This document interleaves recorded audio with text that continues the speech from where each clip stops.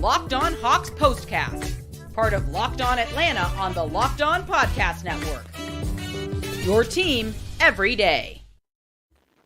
Welcome into the Locked On Hawks Postcast, your home for the best Hawks talk. It's local insight you can't get anywhere else but right here at Locked On. I am your host, Tenitra, Batiste, and joining me is DeShaun, Tate. Today's episode is brought to you by Game Time. Download the Game Time app, create an account, and use code LOCKEDONNBA for $20 off your first purchase. The Locked On Hawks Postcast is part of the Locked On Podcast Network, your team every day. Well, DeShaun, the Hawks were back home, made a quick stop here, and they were kind of hoping to get back in that win column when they took on the Nets tonight and hoping to get back to 500. We're going to deep dive on the unfortunate L the Hawks took 114 to 113. We'll talk about it in the and one. And, of course, we're going to take you through who got next, and we got some funnies in there for you. But first, let's get real about your take and my take on what went down tonight. And what I love about what you said, DeShaun, because you always keep it 100, when we said top takeaway from this Hawks-Nets game, you said this game was actually a struggle for you to have a takeaway from. It was. And I remember you proposing a question a few weeks ago and asking, what is the identity of this team? Yes. And you made it very clear that my facial expression said, I don't know. I have a really good feeling that when you asked me what the top takeaway was, there was like a duplication of that exact same facial expression. Yes. Because even in this case, what the takeaway was is I don't know. Yeah. I don't know if it's a matter of me processing it, but much like how I felt that most people probably didn't know what that identity was, even if they still don't, most people still don't know probably what their takeaway was from this game. Yeah. It feels like it's a roller coaster ride. Mm-hmm. And I won't deem it necessarily as yet as frustrating because much of how I feel about this team is there is a stay the course feel to it. Like, I don't feel like, oh my God, the sky is falling. Things just are terrible. Like, I don't feel like that, but there are some instances where this team wasn't getting off to fast starts, and we're slowly starting to see them get off to faster starts. Yes. And then it's like, okay, now we got to figure out if they can put it all together for 4 quarters.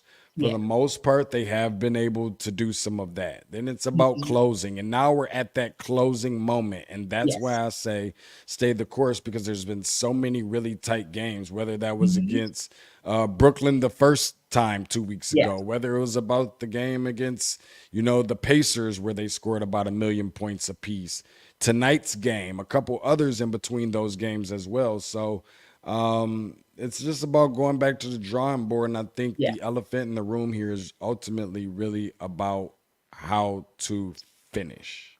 Yeah. And understanding that whenever it's as tight as it is, like you said, with the Pacers, tight game. With the Nets 2 weeks ago, tight game. With the Nets again tonight, tight game. And even some of the losses where, maybe they lost by double digits, but there were moments where those games were very winnable. 3-point spread, 4 points apart, that kind of thing. I think about the Bucks game a couple nights ago. So there were definitely, and I think that's why, to your point, it wouldn't be necessarily frustrating as maybe it was this time last year. We're going to talk a little bit about that very thing in the and one, but I think it was more of trying to figure out where would have been that moment, right? So if you go back to the beginning of the game, you couldn't say that because the Hawks went out to a 7-point lead, so it wasn't a slow start. That's not quite where they lost it by a point. Or you can't say maybe second quarter where I started to see some nice defense come into play, and some of that, the Nets went into the second quarter 6 of 9 from 3, and they were hovering around about 67%. Hawks were able to get that down to somewhere in the high 40s. So it wasn't the second quarter. So then I go to the third quarter, and then it was just kind of this back and forth where the Hawks were up 7, and then all of a sudden they're down 2, but then it swung back in their favor, and then it's the fourth quarter. So I think it's one of those things where the Hawks are going to play just about every team competitively, so it's up to them when they have moments in the first, second, and third quarters to say, hey, we're not going to wait until the fourth quarter to see if Trey's going to hit that shot or if that defender is going to be called for the foul on Trey so that he doesn't get to hit the shot. We're going to take care of business somewhere in the first quarter, second quarter, or third quarter where we've got these guys on the ropes in some area, or where they start hot and then we help them to kind of peel it back and pull it back. And then we'll kind of move into the space of saying, okay, that's the area where we know we can take charge and make sure that this game comes out in our favor, which is probably a nice segue into what my takeaway was, which is I'm just glad Jalen Johnson has started getting shots up after practice with that brace on his left forearm, like we saw at yesterday's practice. Why? Because that helps me to stay optimistic that when players like Mikal Bridges try to dominate, they'll have to work harder. He had 32 points, 5 rebounds, assists, and a block. And I just don't feel like that's going to be the same stat line when Jalen Johnson comes back. I don't think you're going to be able to march him out there and expect that he's able to do that. Or even Cam Johnson. Cam's stat line was a little bit, not as, especially points-wise, only 17 points. But he had 6 rebounds and he had 3 assists. So he still had a nice stat line coming in at the small forward position. Why do I mention that? Because those are areas where, don't get me wrong, yes, DeAndre Hunter did a decent job on that last shot that Mikal Bridges got off. But when I played that back a couple times, I just felt like Jalen Johnson would have defended that differently. And I also feel like there are moments in time where, and hey, look, I take nothing away from the fact that Dre had a decent game, 14 points, 4 rebounds. But somewhere in there, I just see Jalen Johnson being able to be the difference. Whether that would have been a difference maker because he would have had a better stat line, he would have had just three-pointers thrown up there. He probably would have had a couple more. That could have made the difference.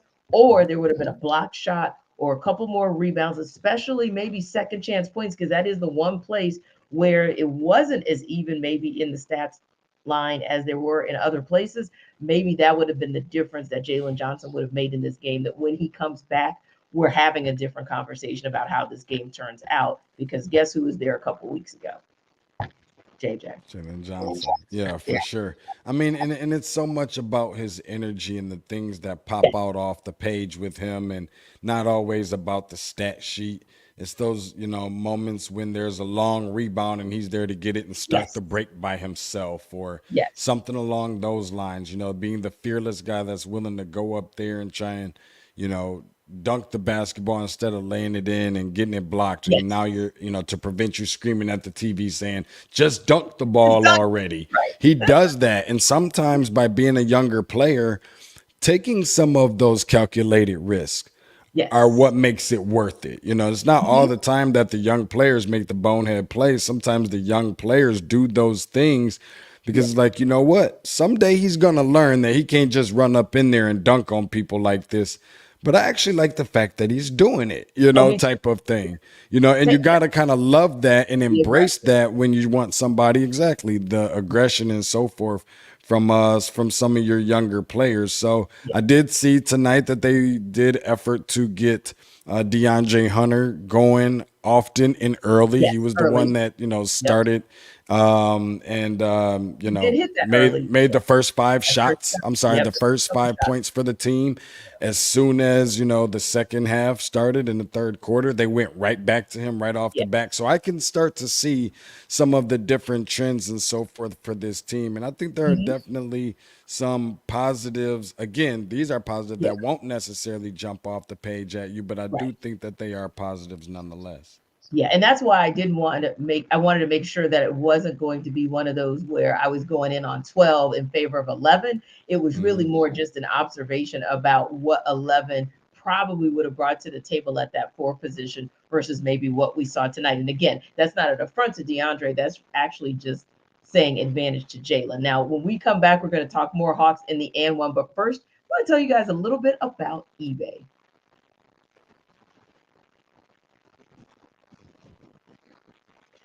So our partners at eBay Motors have teamed up with Locked On Fantasy Basketball host Josh Lloyd to bring you some of the best fantasy picks each week, all season long. Whether you're prepping for a daily draft or scouting the waiver wire, every single week, we're going to provide you players that are guaranteed to fit on your roster. So let's see who Josh has picked out for us on this week's eBay's Guaranteed Fit Fantasy Picks of the Week. Now, you can go with really any player, but tonight I'd like to go back to a player that Josh has picked before because I thought that he had a good stat line tonight, and that's our guy Sadiq Bey. He elevated him because Sadiq has been elevated, of course, into that starting lineup for the Hawks in the absence of Jalen Johnson, and he's been pretty serviceable. If you look at his stat line tonight, very good stat line, 21 points on 7 of 13 shooting from the field. He was 3 of 6 from 3, and of course, 7 rebounds and a dime there as well. So a guy like a Sadiq Bey can really get you where you want to be in your fantasy basketball league. And even tonight would have been a good night for you to pick Mikal Bridges as well because he had 32 points. But again, nice efficient night, 12 of 19 shooting from the field, 3 of 4 from 3. So those are the types of guys you want to bring into your fantasy basketball team. Now, Josh Lloyd, like I said, he's there to help you all the way to your fantasy championship. And eBay Motors, speaking of champions, knows a championship team is about each player being a perfect fit. That's no different with what they do with your vehicle. So like me, if you've ever had a situation where you needed a part quickly, like I needed brakes a couple of years ago, you're happy that you have over 122 million parts to choose from for your ride or die. You can make sure your car stays running smoothly. LED headlights, roof rack, bumpers, eBay Motors has it. And with eBay Guaranteed Fit, it's guaranteed to fit your ride the first time, every time, or your money back. Plus, at these prices, you're burning rubber, not cash during the holidays. Keep your ride or die alive at ebaymotors.com. eBay Guaranteed Fit, only available to U.S. customers. Eligible items only. Exclusions do apply.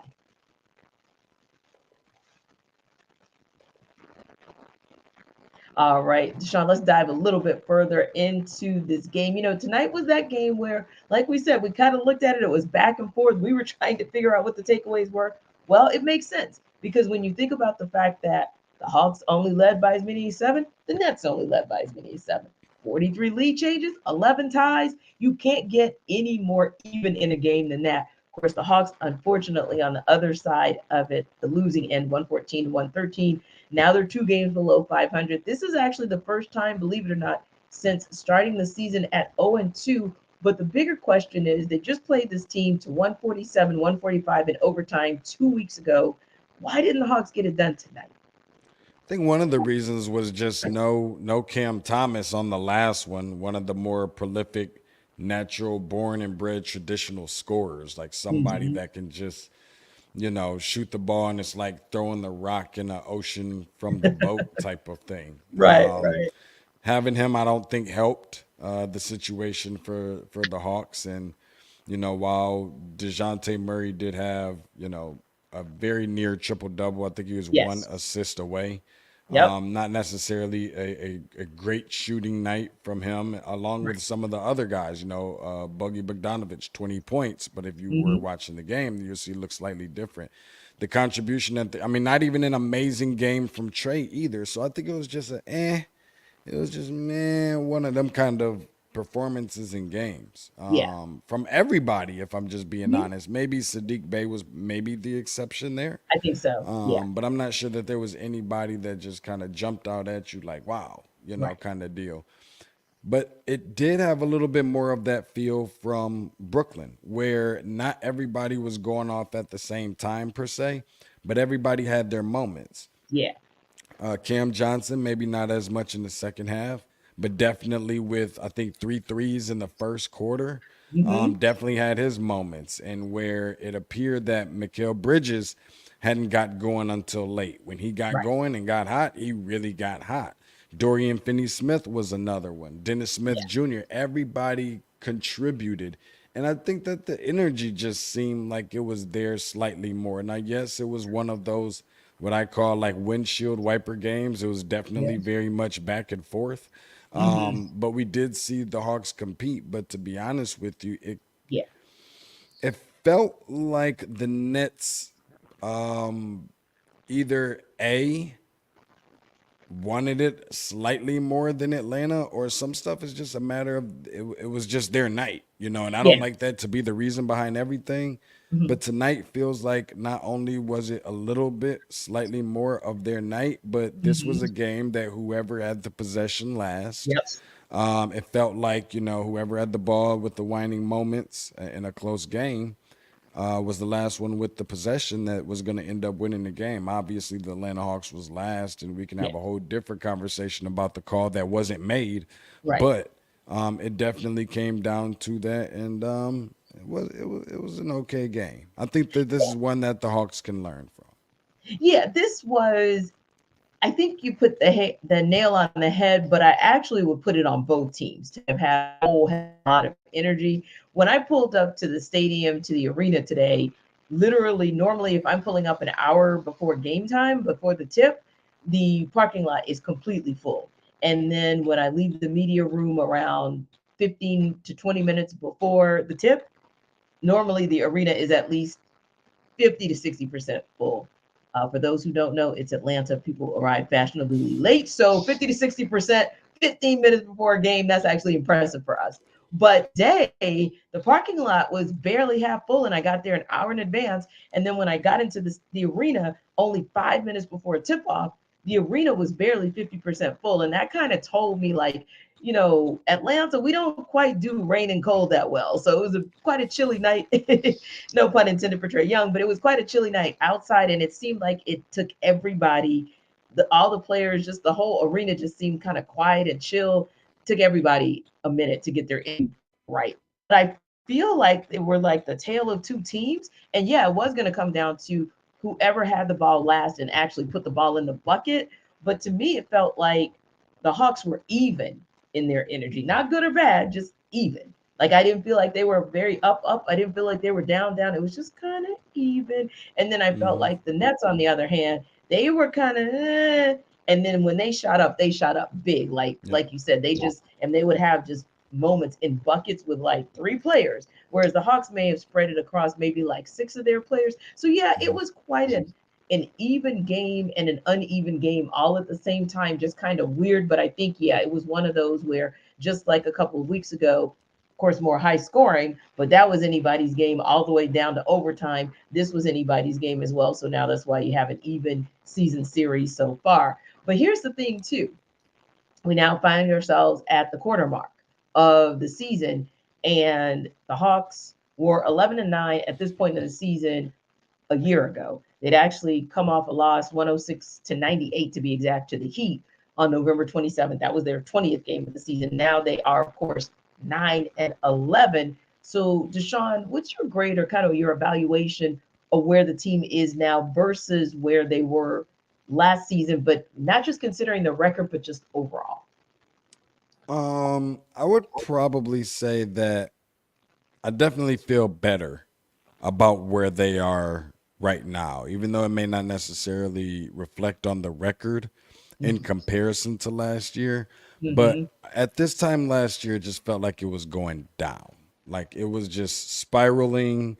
It just like it was going to be very difficult for them to come out of it. I feel like I feel like the losses were worse losses than this, than this year's losses.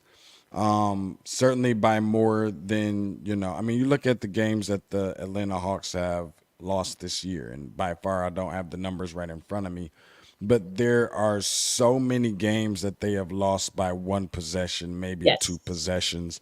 And the energy from last year, which if people can remember everything that transpired, it just felt like it felt cancerous almost. Yeah, it was a large, it was a lot.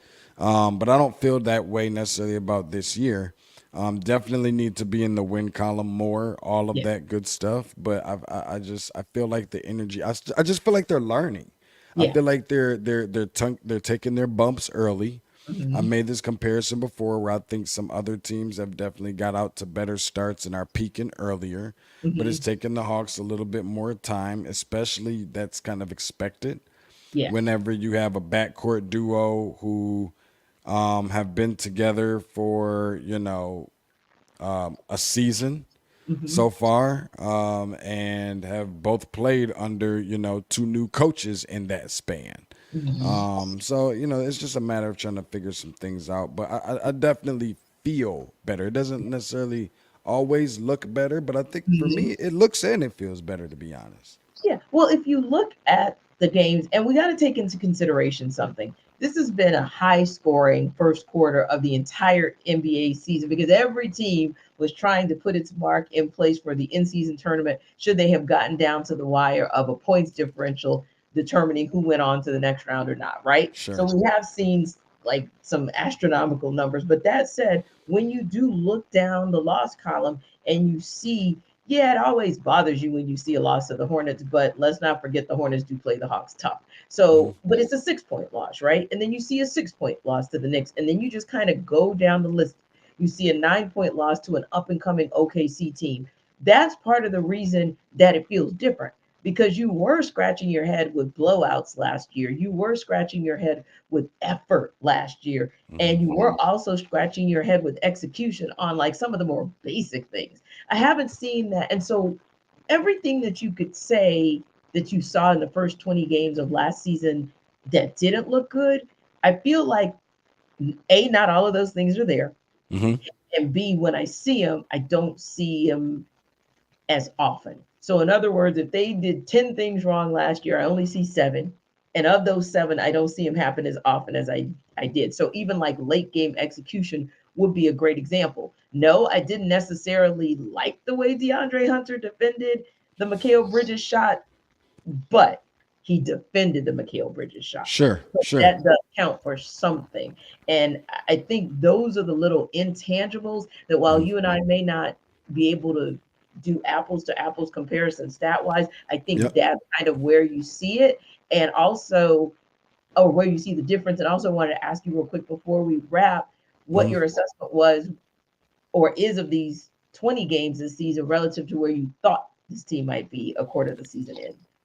I thought that it would be somewhere similar. I was looking at somewhere right around 500, if I'm just being honest. I just think that they would have to, a couple little wrinkles to iron out a little bit, in which that's what I anticipated. And that's pretty much, essentially what they're doing. But one of the reasons why it just feels better to me is because one thing that you don't really have to question at this point is if you have your guy, and your guy is Quinn Snyder. And that part, I think, is what makes people feel, I've definitely spoken with some people who's like, how do I hear you talk so optimistically about this team and they really have struggled to win certain games and things of that nature? But one of the reasons behind that is because I think that, the future is bright because you know what you have in place now. You just have to allow for that to be able to marinate and set in. The other part that I was going to mention before we wrap up and go to break is I'm really happy to see that Bogey Bogdanovic is doing okay. He bumped knees in the third quarter. That was a little questionable at one point in time, a little, worth holding the breath. And then I'm just still a little in my own feelings. I won't use all the expletives of which I did when I was at home watching. But when I saw Sadiq Bey's tip dunk get taken back, off the board, that I think that also had a little bit of a damper on the outcome on tonight, because that kind of sucked a little bit of the confidence that they had seemed to be gaining. Exactly. Yeah. And then you had the weird wait for forever to hear from Jersey on the points that were taken away from the Nets, but then they get the possession back. And it's, like you said, little moments where it just kind of made it eerie. But yeah, I agree with you. I still feel like this is a place to be very optimistic about what we're seeing from the team. Even in the moments of frustration, they're only momentary moments of momentary frustration. And I feel That's like a good word. Yes, momentary frustration. I feel like that's going to be minimized as the season goes on. Now we're going to talk who got next in a minute and give you guys a little funny insight into something we saw at the game tonight. But first, let me download with you on Game Time.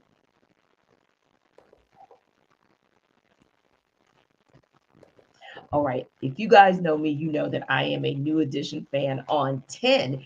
And I saw this post last night about the fact that, unfortunately, the residency in Vegas is sold out. But I am still optimistic, just like I am about this Hawks team, because of Game Time. Because I feel like with killer last minute deals, all in prices, views from my seat, the best guarantee, Game Time is going to take the guesswork out of me buying tickets for my next sports, comedy, theater, and that music event. So you buy the tickets in seconds.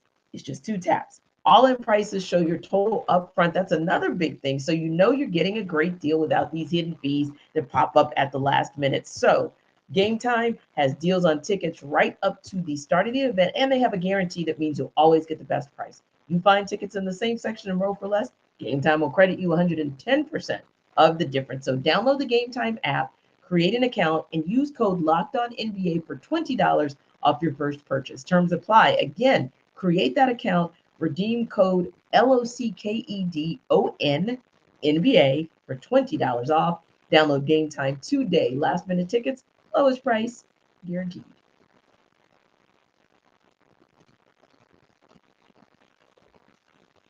Okay, so DeShaun, tonight's Hawks game, it's always fun. We have the best in-game experience here in Atlanta across the entirety of the NBA. And listen, we're not just bragging. That came from the NBA. They've gotten awards for it, right? One of their most popular games is Family Feud.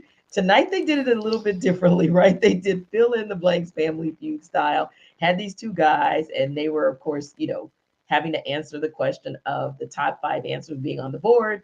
Fill in the blank with the word snow, right? So DeShaun, if you hear the word snow and you got to fill in 5 blanks, give me your top 5. I would go with, and certainly not in this order, but I would go with Snowman, which was mentioned. Yes. I would go with Snow White, which was also mentioned. Yes.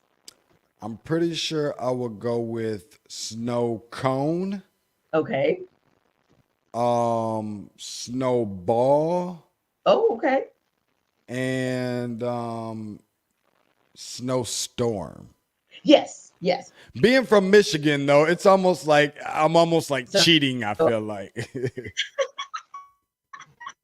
So I felt the same way, right? And no, I'm not from Michigan, guys, but I have lived in the Northeast before. So, but the first thing I thought of was Snow White. And I said, oh Lord, they're going to take my black card because I didn't say Jeezy the Snowman. So they're going to take my card. Jeezy the Snowman. Sorry, I didn't think of him. And when a guy said Snowman, I was like Frosty. And so the whole media row looks at me like, really, Tenitra, in Atlanta? I was like, Frosty, really? Jeezy, not Frosty, Jeezy. So, okay, so we got Snowman, we got Snow White for me. And then I had Snowflake. I had Snowball because I'm from Louisiana. So snow cone is not a real thing. It is a snowball, people. Snowball. And, yes. And living in the Northeast, I went Snowstorm, right? This dude said anything, everything, and all things under the sun. So the first guy did get Snowman, but he couldn't get anything else right. What did he say? Something like snow jacket. And you know what? Tenitra, that was such an embarrassing answer that I didn't even want to repeat it just now. No. Like, that's how bad that answer was. Like, I don't want that bad juju on me. Like, where did you get snow jacket? And then he goes, okay, Snow T.I.? Yeah, I was like, T.I.? Like, what are you Snow T. It was, wait. Okay, Snow Jacket. I feel like where he was going with that, because back in my sledding days and whatever, we used to wear like snowsuits. Yeah. With the whole full one piece. Yep, you climb in it, zip it up, whatever. Okay, cool. Maybe he meant that when he said Snow Jacket. I really don't want to excuse that. Cool. But pardon my French. What the hell is a Snow T.I.? It's Jeezy the Snowman, but not T.I. the Snowman. Now, we had said fill in the blank for man. Okay, Rubber Band Man. There are a lot of things you can call T.I., but you can't call him Snow T.I. Right. Man, listen. The other guy, of course, won these great tickets. So, but I feel like this is one of those that's going to live on in infamy. And I just want to say this very last thing. I know sometimes, and I even notice this when I'm watching these shows like Family Feud, I feel like we all do it when they ask the question. Of course, because we're at home and the cameras aren't shining on us and got the cameras rolling and the lights ain't, right on top of us, which typically can make people kind of nervous. You do tend to forget some of the most simplest things just because you're overthinking it, or just because of this anxiety from being on live television or pre-recorded or whatever. Sure. That answer that he gave with Snow TI is something that no matter how nervous I would have been, I would have just never said. Like, this wasn't one of those moments. No, this is one of those that's straight going on the Hawks entertainment team's blooper reel because nobody says nobody Snow TI like at all. And out of the 100 people that they surveyed, no, nobody said TI. But anywho, the Hawks have to shake off this game just like dude has to shake off Snow TI. So the Hawks have No to doubt. figure out how to get one in Philly because they had an opportunity a couple weeks ago and they kind of let that one slip away. What do they need to do, DeShaun, to get this win in Philly on Friday and tie up this season series? I'm gonna be honest with you. Like, I don't think this is a matter of like playing with house money. Sometimes when you're playing with house money and all the pressure is on the other team, in which I guess in this case technically it is. And the Hawks do have a pretty good record. They're above 500 when they're on the road for whatever reason, Yeah, however that yeah. works. I think 6-5 is that record, but Mm-hmm. they typically in most cases do pretty good against the Sixers. There's some Yeah, lopsided ones in there, and there's some ones where the Hawks might shock you, and it kind of looks like Milwaukee when we're playing them. It is some yeah, pretty good yeah. matchups that I see. But after Joel Embiid scores 50 points on tonight, um, hopefully he got all those made baskets out of his Yeah. system before we have to play them.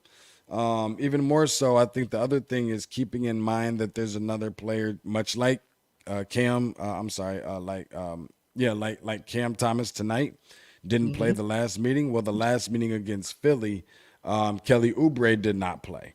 Kelly Yeah. Oubre is back, so that's going to be a Yes. difference maker. Preparing for that, and you're getting adjusted to not having Jalen Johnson still. So I think you still just have to kind of go through some things and make sure you keep the turnovers low more than Yeah. anything. I think there was 13 tonight. That's a tad too many for me, but continue to do well shooting from the free throw line, similar to how you did tonight as well. I think that helped a lot. I think they went like 94%.